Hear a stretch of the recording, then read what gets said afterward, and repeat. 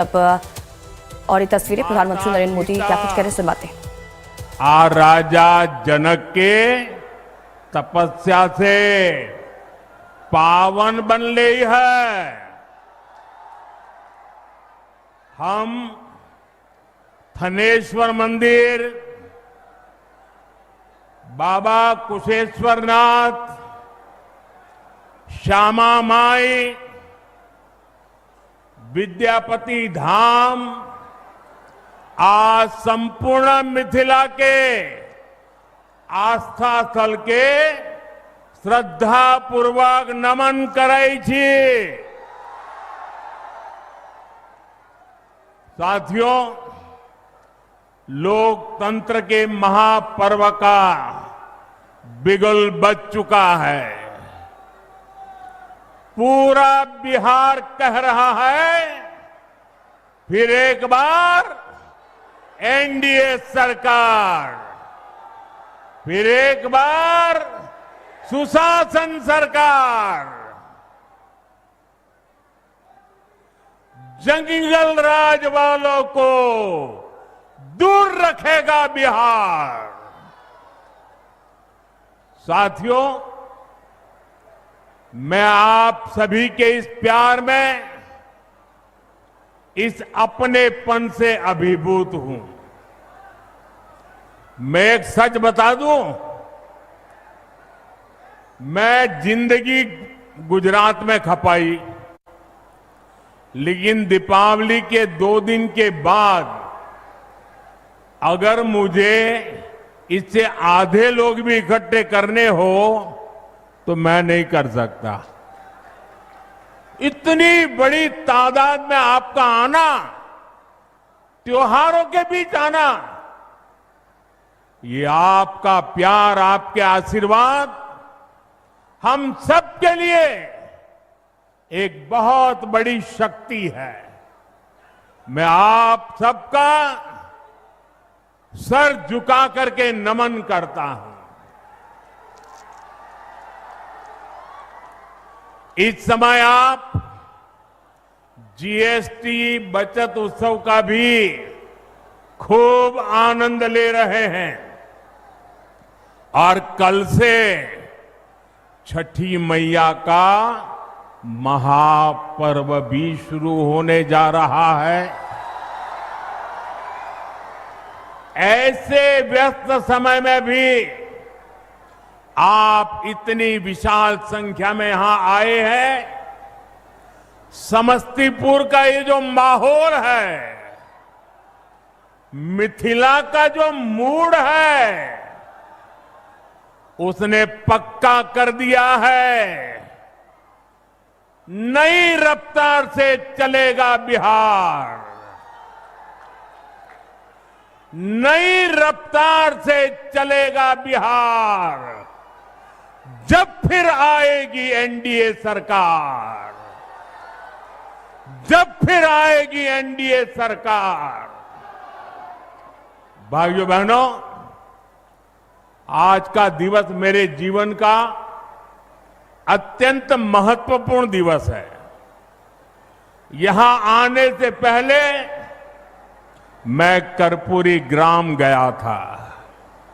वहां मुझे भारत रत्न जननायक कर्पूरी ठाकुर जी को श्रद्धापूर्वक स्मरण करने का, उन्हें नमन करने का अवसर मिला।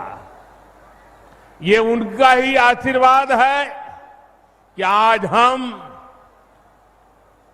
मेरे जैसे यहां बैठे हुए, चाहे नीतीश जी हो, रामनाथ जी हो, सब हम जैसे पिछड़े और गरीब परिवारों से निकले लोग इस मंच पर खड़े हैं।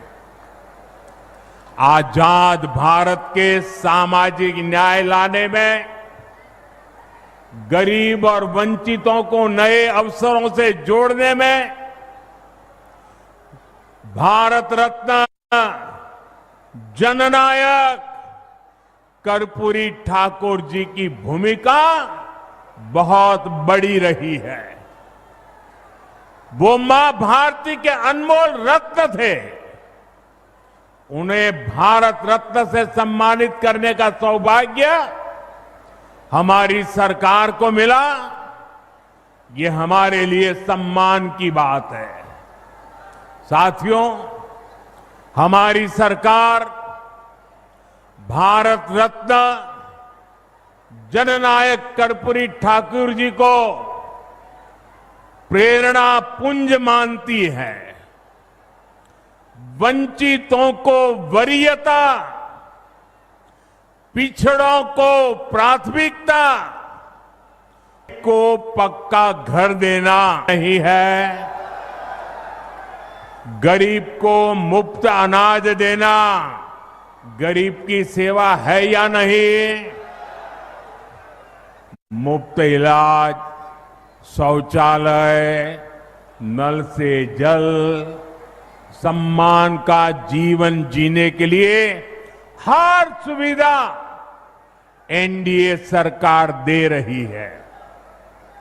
साथियों, सामाजिक न्याय के दिखाए कर्पूरी बाबू के रास्ते को भाजपा एनडीए ने सुशासन का आधार बनाया है।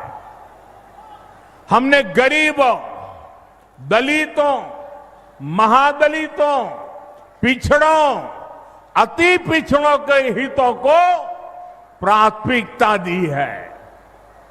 ये हमारी सरकार है जिसने सामान्य वर्ग के गरीबों को 10% आरक्षण देने का महत्वपूर्ण निर्णय लिया।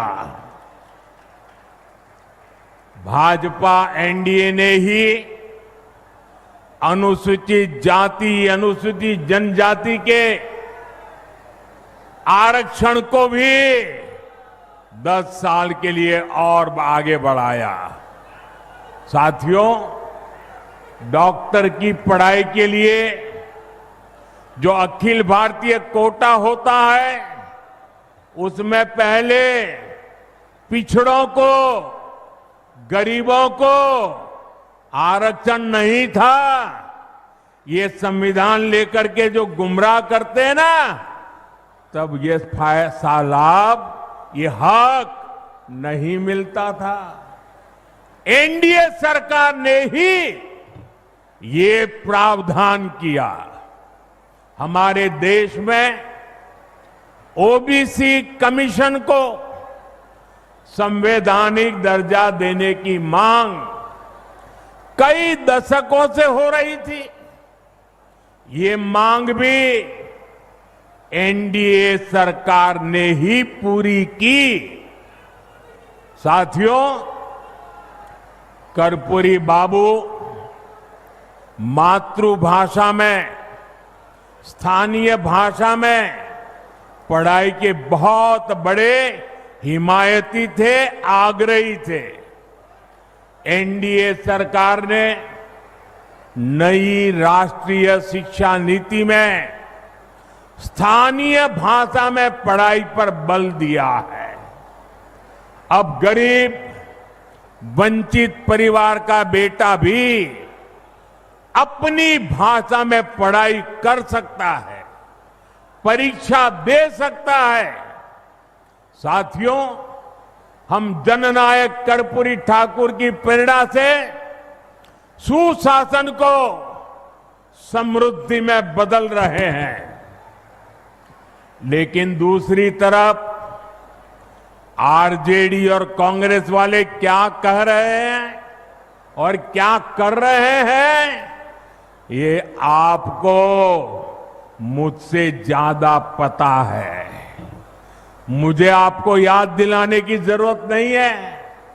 हजारों करोड़ रुपए के घोटालों में ये जमानत पर चल रहे लोग हैं, जमानत पे।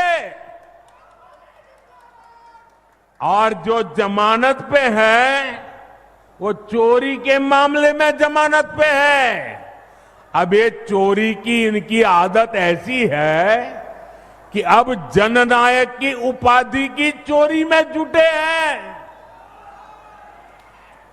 बिहार के लोग जननायक कर्पूरी बाबू का ये अपमान कभी नहीं सहेंगे, कभी नहीं सहेंगे। साथियों, जब नीयत साफ हो, नेतृत्व का विजन स्पष्ट हो और नीतियां देश हित और जनहित में हो, तो जनता भरपूर आशीर्वाद देती है। बीते 11 वर्षों में हमने देखा है, एक के बाद एक राज्यों में लोगों ने भाजपा को, एनडीए को बार बार अवसर दिया है। और ये सिर्फ मैं बातें नहीं कर रहा हूं, मैं आपको हकीकत से बताना चाहता हूं। अभी महाराष्ट्र में देखिए, महाराष्ट्र की जनता ने पहले से कहीं अधिक प्रचंड जनादेश देकर हमारी सरकार बनाई, एनडीए की सरकार बनाई। अभी अभी हरियाणा में भी यही हुआ।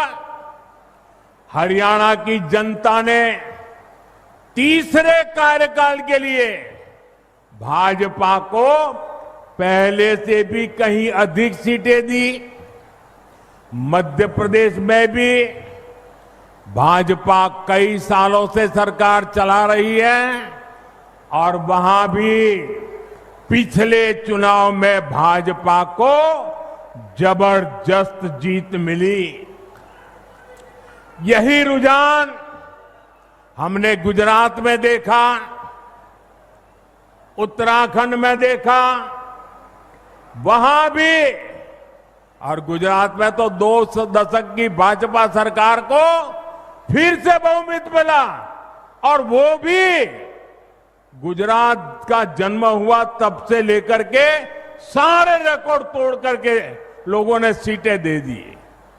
यूपी और उत्तराखंड में 5 साल बाद सत्ता, हर 5 साल में सत्ता बदलती थी, ये परंपरा बन गई थी।